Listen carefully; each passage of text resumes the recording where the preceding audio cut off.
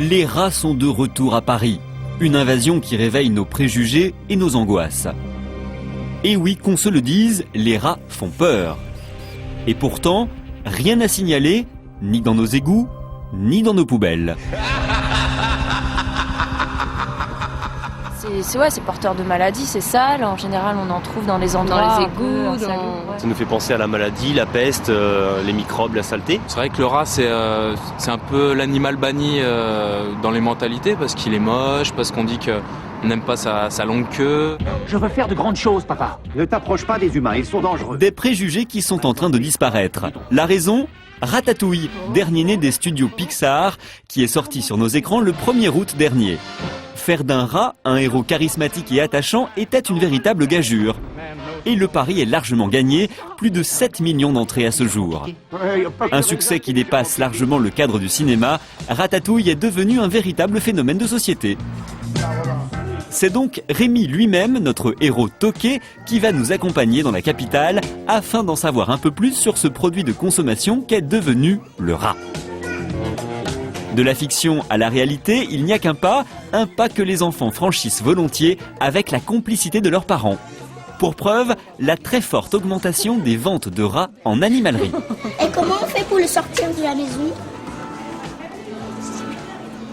Effectivement, le film Ratatouille a amené une clientèle beaucoup plus jeune. Depuis le 1er août, il y a 30% de rats qui sont vendus en plus. Ça a créé un engouement aux clients, les gens s'intéressent, ils posent des questions, c'est un animal qui est intelligent. Et nous, derrière, on donne les conseils. Donc on ne suit pas forcément la tendance à vendre du rat pour vendre du rat, mais on donne les conseils de manière à ce qu'on soit sûr de la destination de ces animaux.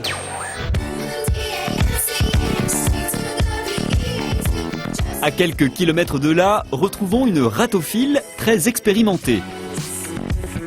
Rémi a tenu à la rencontrer afin que les futurs maîtres de rats sachent au mieux s'occuper de leurs amis.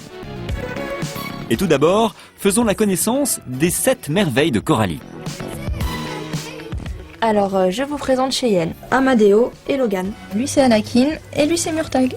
Alors, le petit vagabond, c'est Algir.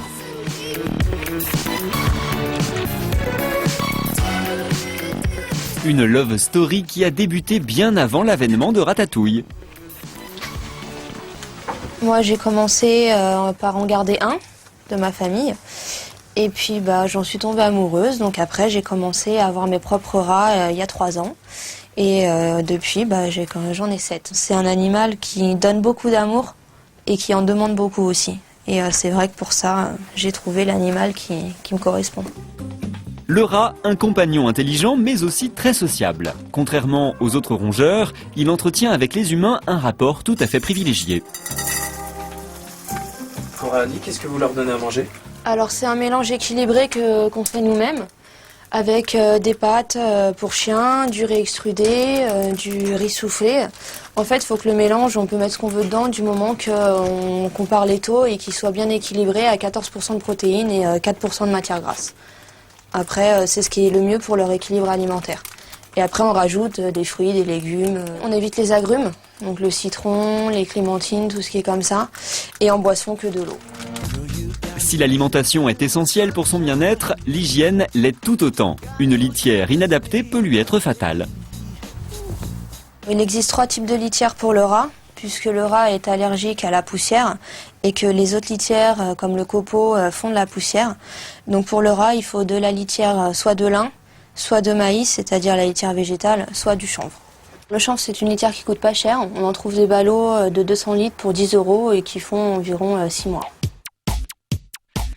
Le rat brun, du latin Ratus norvegicus, peut facilement être domestiqué. Plusieurs variétés existent: husky, dumbo, nu, sphinx. À chacun sa couleur et sa spécificité esthétique. Je conseille pas du tout aux familles qui prennent un rat de le laisser dans une cage. Il a besoin de sortir minimum 1 heure par jour. Donc ça peut être plusieurs fois dans la journée pour faire l'heure. Mais un rat a besoin de se dépenser. Donc il faut une pièce adaptée où il puisse se dégourdir les jambes. Il ne faut pas oublier que c'est les parents qui vont nettoyer la cage, donner à manger, donner à boire. Un enfant tout seul, c'est à partir d'une dizaine d'années qu'il peut commencer à s'occuper de son animal. Il ne faut vraiment pas oublier que c'est les parents déjà qui décident et qu'il faut surveiller tout ça. Attention, le rat est un rongeur. Grignoter les meubles et les fils électriques, il adore ça. Et contrairement aux idées reçues, c'est un compagnon très propre. Il se lave plus d'une dizaine de fois par jour. Et puis, la question que se posent tous les amoureux des rats, Ratatouille est-il un phénomène bénéfique ou néfaste? Alors oui, c'est un effet bénéfique puisque ça montre aux gens que le rat n'est pas si horrible que ça. Et oui, c'est un peu aussi néfaste puisque les gens justement vont vouloir en adopter suite à ça, mais un rat ne fait pas à manger, un rat ne parle pas, et il faut pas oublier que c'est quand même le côté Disney. Ah, je t'ai trouvé quelque chose. Ah! Non, non, non, non et non! Crache-moi ça tout de suite! Oh, il faut que je fasse toute ton éducation. Ferme les yeux. Alors, prends une bouchée de ce... Non, non, non, non! N'avale pas ça comme ça, voyons. Trop tard. Oh. Les rats sont désormais partout. Cinéma, internet, journaux, télévision. Revers de la médaille, les abandons. Le syndrome Nemo atteint aussi Ratatouille. Heureusement, certains se mobilisent, c'est le cas de Laetitia. Il y a plus d'1 an, elle a créé une association de défense du rat. Quand j'ai eu mes premiers rats, donc c'était il y a 10 ans, il n'y avait pas beaucoup d'informations. Ça commençait à être connu comme animal, mais on n'avait pas. Déjà, Internet était moins développé qu'aujourd'hui. Il n'y avait pas vraiment de livres, pas vraiment d'informations fiables. Le but de l'association, comme indiqué dans les statuts, c'est de promouvoir le rat en tant qu'animal de compagnie. Et le promouvoir pas dans la partie publicité, le rat c'est génial, prenez tous un rat, mais dans la partie connaissance réelle de l'animal. Donc nous, on va plutôt discuter avec les gens qui sont intéressés pour déterminer si c'est vraiment l'animal qui leur convient.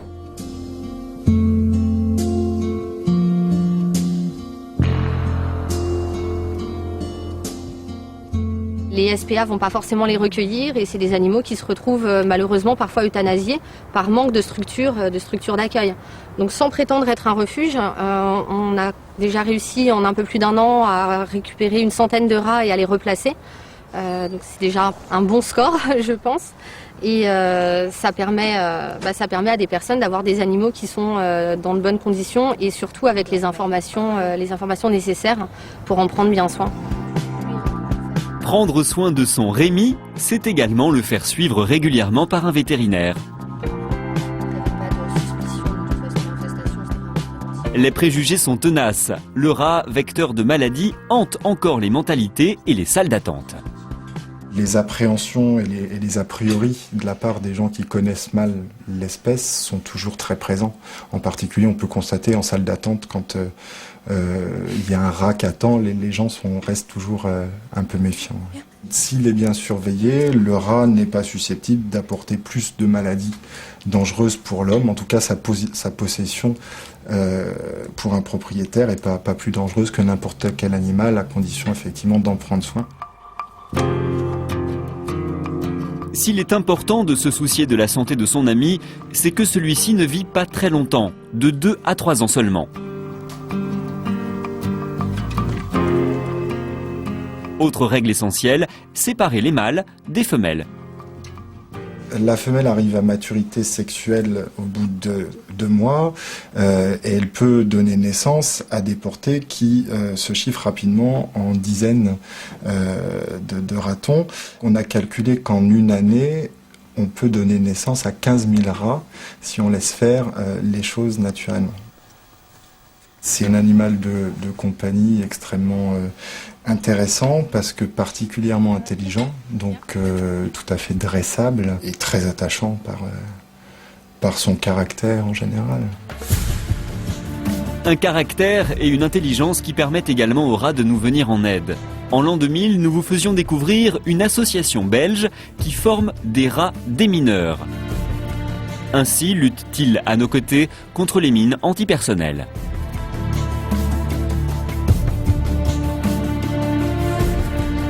Leur première mission, l'Angola, un succès qui redonne aux rats ses lettres de noblesse.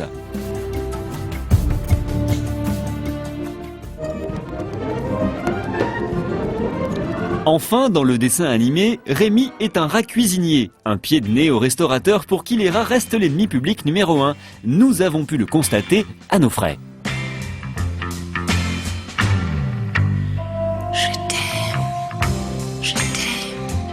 Il faut donc bien se rendre à l'évidence, les seuls rats qui avaient bonne presse, c'étaient les petits rats de l'opéra. Mais c'était sans compter sur Ratatouille.